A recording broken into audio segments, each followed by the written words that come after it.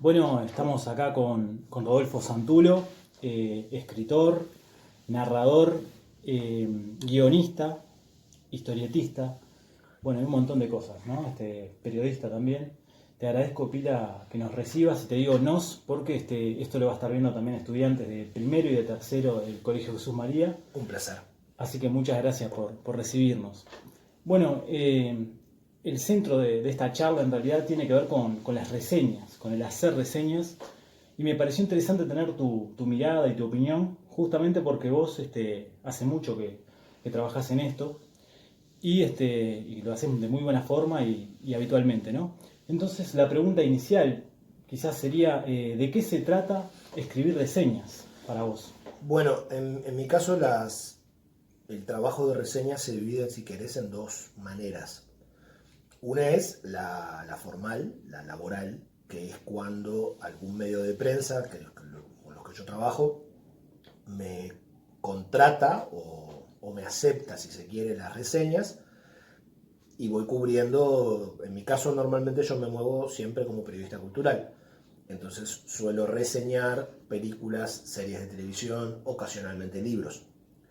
Cuando se trata de esta primera parte, como la parte más formal, es cuando yo tengo ciertas estructuras que son de una nota clásica, ¿no? Un titular, un copete, una bajada, ni bien comienza la nota, y luego desarrollo en unos 5.000 caracteres promedio, que es lo que es una nota en un diario de media página más o menos. Eso es el estándar que yo ya llevo varios años trabajando, sea en El Observador, sea en La Diaria, sea en la revista El Socio Espectacular o hasta en el portal de Escaramuza, que tiene un portal web. Bien. Eso es como la parte formal. Después, por otro lado, ya de una manera más lúdica, yo llevo unos 5 años reseñando por gusto todo lo que veo y todo lo que leo desde mi Facebook. Ahí la libertad es total. Si bien yo me puse una serie de pautas propias, como unas reglas de juego, porque en realidad eso es un juego, entonces me marqué a mí mismo las reglas, entre ellas no reseñar nada que me involucre como creador. Bien. Entonces, si por alguna razón yo estoy involucrado en ese producto, yo no lo comento de ninguna forma, ya sea como, incluso si hago el prólogo, prefiero no meterme. Una cuestión ética ahí. Claro. Y por otro lado, al ser algo en mi Facebook, que podría hacerse como el patio de mi casa, no tengo ninguna restricción ni de espacio, o sea, suele ser más corto que las formales y en un tono mucho más coloquial. Claro. O sea, incluso juego con cosas como contar en qué circunstancias vi la película o leí el libro, si me ata alguna relación personal al autor del libro, si fue, no sé, un sábado de noche con mi hijo y que no. O sea, agrego cosas que en la reseña formal, por definición, no van. Claro. Si bien es cierto que hay periodistas que se involucran muy personalmente con sus reseñas, yo tengo más distancia. En la parte formal o profesional no suelo dar detalles personales, Claro. ni en qué circunstancias vi la película. No creo que hagan a la reseña. En el caso de la otra, sí, me parece que es más divertido incluir esos detalles. Exacto, lo autobiográfico mezclándose ahí.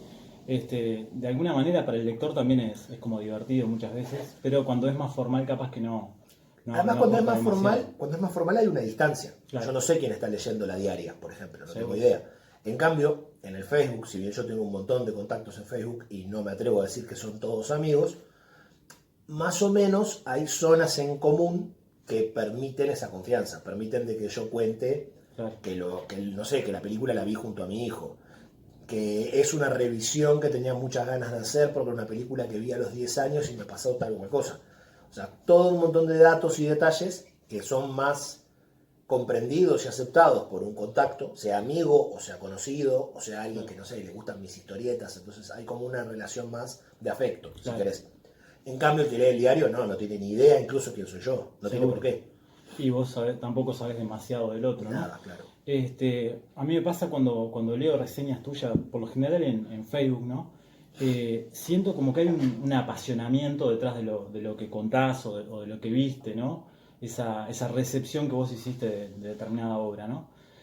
¿Cómo nace tu gusto por reseñar? O nació o no es un gusto, quizás es un trabajo, pero creo que sí, por lo que me contabas del lado de Facebook, ¿no? No, bueno, es que una vez más la respuesta se divide entre lo formal y lo lúdico. En lo formal se fue dando. Yo empecé a trabajar como periodista muy joven y lo primero que me tocó hacer, tenía 19 años cuando me empecé a vender notas, y lo primero que me tocó en suerte fue reseña cinematográfica. Bien. Empecé primero en La Juventud, que es un semanario, no sé si sigue saliendo, del Partido Comunista, y al mismo tiempo, 2 meses después, empecé a publicar en Postdata. También en Postdata me tocaba hacer notas de cómics, puntualmente. Reseñaba libros, pero también hacía notas sobre personajes. O sea, en el 99 incluso el boom de las historietas no estaba todavía, entonces era como uno de los pocos conocedores que podía decirte quién era Wolverine, por ejemplo. Claro. Y eso me permitió traer Postdata. De ahí, nada, se fue marcando la cancha y las reseñas se transformaron en parte de los ingresos míos el resto de mi vida. En la parte lúdica, en cierto modo yo se lo debo a un amigo que tenemos en común, a Eduardo Aguirre. Yeah. Eduardo Aguirre hacía lo mismo. Eduardo se proponía tratar de reseñar una película o una serie por día durante todo un año. Y nunca llegó. Pero él trataba y no llegó. Entonces, un año yo dije, hace 5, voy a tratar de hacerlo. Y reseñé 366, encima me tocó un año bisiesto. Reseñé 366 películas o series. Una serie era peor todavía porque la miraba completa para reseñarla. Claro. Entonces podían llegar a ser 13 capítulos. Sí. Una por día, todo el año. Y para cuando terminé y me preguntaron, ¿vas a seguir? Porque la verdad se había dado algo muy interesante entre los comentarios de los que leían. O sea, pasaban cosas como que me llamaban de un diario y me decían, no, porque esto que estás haciendo, o de un programa de radio. Entonces fue como, bueno, algo está pasando también en lo profesional a partir de lo lúdico. Está pasando que esto me está abriendo puertas. Claro. Y además lo pasé muy bien. Lo del apasionamiento que vos decís es tal cual. Entonces al siguiente año dije, bueno, no me voy a obligar a una por día, si pasa cualquier cosa que yo no la subo, pero voy a seguir de manera regular. Y así llevo 5 años. O sea, no te voy a decir que hay una todos los días, pero ponele que hay 6 por semana, claro. Más o menos. Esa anécdota me parece muy, muy interesante porque es jugar y a la vez es disciplinar el juego, ¿no?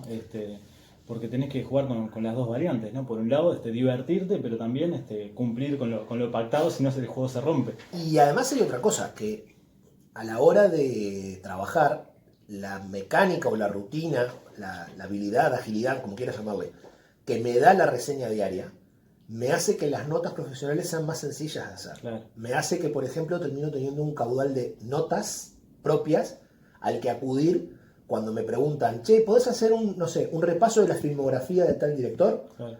Y en mis propias reseñas ya hay 3-4 películas de ese director, ya escritas. Entonces simplemente rescato eso, lo reescribo apropiadamente, pero me ahorra mucho trabajo. Claro, sí. Tenés una base ahí. Y por otro lado, me dan mucha mecánica para ponerme a escribir. O sea, yo me tengo que poner a escribir y me siento y lo hago, porque tengo la práctica de todos los días de tener una reseña pronta. Exacto. Tenés también el brazo entrenado, ¿no? Por así decir, exactamente. Sí. Eso está muy bueno. ¿Tenés así como esa disciplina para cumplir con eso, horarios de trabajo? Sí. Mirá, yo desde que yo trabajé cuando era más joven, hasta los 25 años trabajé en el Teatro del Galpón. Y ahí los horarios eran un caos. Yo hacía trabajo, era técnico de teatro, hacía trabajo full time, entonces podía entrar a las 8 de la mañana y salir a las 2 de la mañana el otro día, era tremendo. Cuando dejé eso, por el contrario, pasé a trabajar freelance, como escritor, periodista, guionista, lo cual no tendría por qué tener horarios. Claro. Pero ya desde ese momento me di cuenta que si yo quería tener vida social, tenía que ir a la par del resto. Entonces, y aparte después, fui envejeciendo y descubrí que soy una persona muy diurna, que me concentro mejor de mañana, cosas así, cosas de viejo, que no te das cuenta hasta que pasan los 40. Entonces, con eso en mente, es que yo tengo una jornada que empieza a las 8 y que termina a las 4, salvo excepciones como, por ejemplo, doy clases, y a veces las clases me tocan más de tarde o de noche, y eso ya no es mi opción, así que lo hago. Pero si yo puedo elegir mi jornada laboral, y es empezando a las 8 y terminando a las 4. Bien. Muy interesante eso porque además te acomoda el día y bueno, y ya tenés como ese recinto para dedicarte a... Claro, además yo trabajo en casa, son las horas donde no hay más nadie. Claro. Es la hora donde los niños están en la escuela o el liceo y mi esposa está en su trabajo. Bien. Entonces es cuando la casa es mi oficina, por así decirlo. Seguro. ¿Y no te funciona como una presión también eso? Que si no me sale ahora en este ratito... No, no. No quiero que suene a arrogancia, pero ha salido siempre. Me parece que por el contrario, si yo me permitiera no sé, hay días que no sale lo creativo, si querés. Claro. Pero eso no me preocupa. Lo creativo puede no salir un día, saldrá el día siguiente. La parte profesional, las notas, Claro. no son creativas en sí. Por mucho que yo le pueda dar un tono creativo. Pero no, eso es trabajo. Claro. Es, viste tal película, la analizás y ponés qué te parece en tantos caracteres. Seguro. Es como la mecánica de un trabajo profesional, es tener oficio. O sea, no sé, un carpintero no se pregunta, hoy no me sale una silla. Claro. Vaya a hacer la silla. Sí. Entonces, esa parte no viene de la mano de la creación. La creación en sí, la parte imaginativa y todo, y sí, puede haber un día que no tengas ganas de escribir. Pero mal o bien también es igual. La disciplina le gana siempre. Claro. La inspiración, decía el dicho que dice, la inspiración te encontrará trabajando. O sea, si vos te quedás pensando cuándo arrancar, cómo arrancar, Claro. no, vos arrancás. No, tenés que crear las condiciones para Yo creo que ocurra, sí. ¿no? Yo creo que sí. Sobre todo además cuando se va volviendo cada vez más un trabajo. O sea, yo me puedo permitir no estar inspirado para una novela. Al fin y al cabo, una novela no influye en lo absoluto en mi economía. Claro. Cuando se haga la novela, capaz que eventualmente si gana algún premio, si me paga algún derecho de autor, pero es todo muy lejano. Claro. En cambio, las notas o los guiones de historieta o preparar una clase, eso es pagar la luz. Claro. Entonces, ahí no hay opción. Entiendo claramente, y me siento identificado. Claro. Y Rodolfo, vos mirás una película, por ejemplo, que tenés que reseñar, o estás leyendo un libro que vas a reseñar, ¿en qué cosas te fijás? ¿Y cómo lo haces? ¿Y cómo vas apuntando o esperás al final de todo? No, mirá, hay una cosa que para mí me parece muy importante, para mí mismo, ¿no? Es mantener la mirada del espectador o la lectura del lector, primero que nada por disfrute. Claro. Me pasa muchas veces hablar con amigos, con colegas, y que vos vas notando que esa persona ya empezó a ver la película o a leer el libro y en su cabeza estaba la estructura previa que en cierta medida no le permite la experiencia pura, por así decir. Yo sé que la experiencia pura es imposible de lograr. Todos tenemos un bagaje de cosas que nos predispone para bien o para mal a la hora de leer o ver. Pero yo trato de mantenerme lo más objetivo posible y disfrutar. Claro. O sea, y no tratar de no sobreanalizar, tratar de no ir durante diciendo, claro, esto pasa porque... A veces no hay más remedio, a veces vos tenés la estructura en la cabeza, tenés el oficio y, no sé, te das cuenta que el asesino es el mayordomo. Claro. A las 2 veces que lo presentan decís, uy, se ve venir. Pero yo lo que trato es no estar predispuesto. Trato de disfrutarlo como un espectador o un lector común y luego volcar esa experiencia en la reseña. Bien, muy bien. Después, pensando en otros que escriben reseña o pensando justamente en los estudiantes que van a ver esta charla, ¿no? ¿Qué tipo de recomendaciones harías vos a alguien que quiere empezar a escribir reseñas o que quiere empezar a ver de otra manera las películas que está viendo para poder comentarlas después, o los libros? Mirá, te diría que lo que puedo recomendar para escribir reseñas vale para escribir cualquier cosa, y es lee todo lo que puedas, mirá todo lo que puedas, anda al teatro, escucha música, o sea, trata de mantenerte con la cabeza lo más abierta posible, no tener prejuicios. O sea, me parece muy bien cuando uno tiene juicios y eso lo va haciendo descartar, pero no tener prejuicios. Y tratar de mantenerte abierto a todo. Y yo creo que uno así va aprendiendo. No voy a decir mucho más que leyendo libros de teoría. No. Me parece que puede ser algo complementario. Pero creo que lo mejor va por la experiencia. Yo creo que si vos, cuanto más lees, cuanto más ves, más bagaje te vas dando a vos mismo, que te va a permitir, te va a dar todas las herramientas necesarias para luego procesar eso en un texto. Bien, vas cargando la mochila de cosas, ¿no? Tal cual. Y después podés recurrir muchas veces a esas cosas, o estás entrenado también Exactamente, en llevarlas. Y me parece que como todo ejercicio es algo que se tiene que dar de manera rigurosa. O sea, yo trato de leer siempre, trato de mirar películas todas las veces que puedo. es algo que hago con mi esposa, es algo que hago con mis hijos, o sea, es como una rutina que me va construyendo como profesional, si querés. Pero que aparte es una rutina muy feliz, no es salir a picar piedra, es mirar películas, es leer libros. Sí, sí, es muy divertido, ¿no?